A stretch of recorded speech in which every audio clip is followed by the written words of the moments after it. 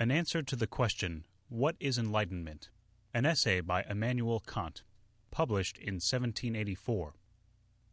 Enlightenment is man's emergence from his self-imposed immaturity. Immaturity is the inability to use one's understanding without guidance from another. This immaturity is self-imposed when its cause lies not in lack of understanding, but in lack of resolve and courage to use it without guidance from another. Dare to know. Have courage to use your own understanding. That is the motto of enlightenment.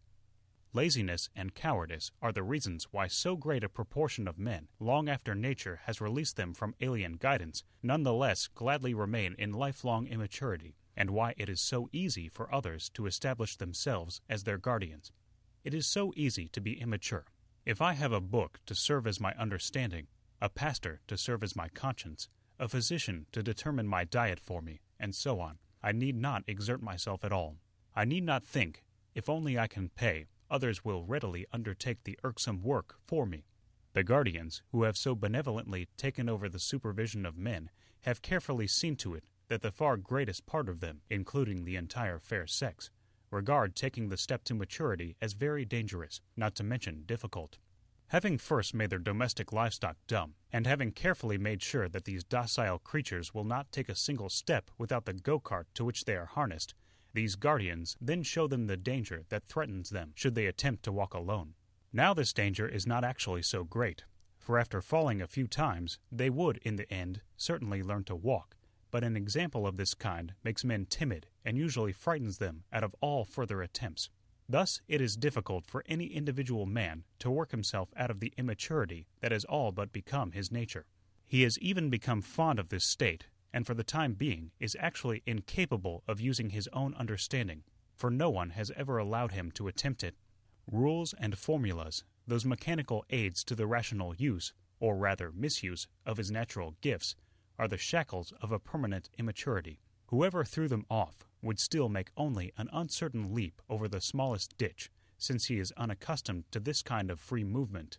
Consequently, only a few have succeeded, by cultivating their own minds, in freeing themselves from immaturity and pursuing a secure course. But that the public should enlighten itself is more likely. Indeed, if it is only allowed freedom, enlightenment is almost inevitable, for even among the entrenched guardians of the great masses, a few will always think of themselves. A few who, after having themselves thrown off the yoke of immaturity, will spread the spirit of a rational appreciation for both their own worth and for each person's calling to think for himself. But it should be particularly noted that if a public that was first placed in this yoke by the guardians is suitably aroused by some of those who are altogether incapable of enlightenment, it may force the guardians themselves to remain under the yoke.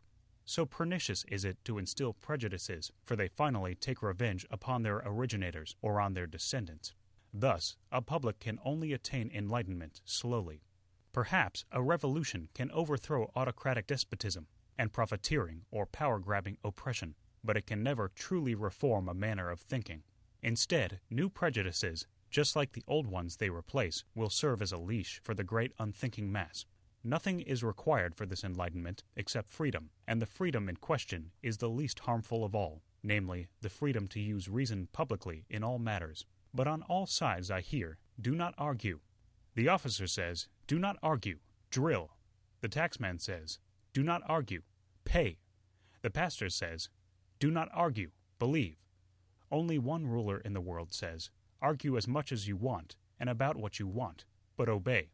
In this, we have examples of pervasive restrictions on freedom, but which restriction hinders enlightenment and which does not, but instead actually advances it?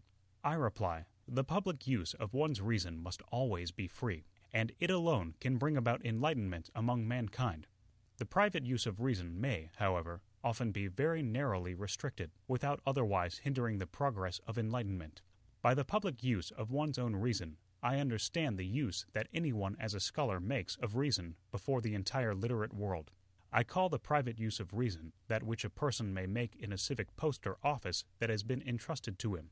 Now, in many affairs conducted in the interests of a community, a certain mechanism is required, by means of which some of its members must conduct themselves in an entirely passive manner, so that through an artificial unanimity the government may guide them toward public ends, or at least prevent them from destroying such ends. Here one certainly must not argue. Instead, one must obey. However, insofar as this part of the machine also regards himself as a member of the community as a whole, or even of the world community, and, as a consequence, addresses the public in the role of a scholar, in the proper sense of that term, he can most certainly argue, without thereby harming the affairs for which, as a passive member, he is partly responsible. Thus, it would be disastrous if an officer on duty who is given a command by his superior were to question the appropriateness or utility of the order. He must obey. But as a scholar, he cannot be justly constrained from making comments about errors in military service, or from placing them before the public for its judgment. The citizen cannot refuse to pay the taxes imposed on him. Indeed, impertinent criticism of such levies, when they should be paid by him, can be punished as a scandal, since it can lead to widespread insubordination.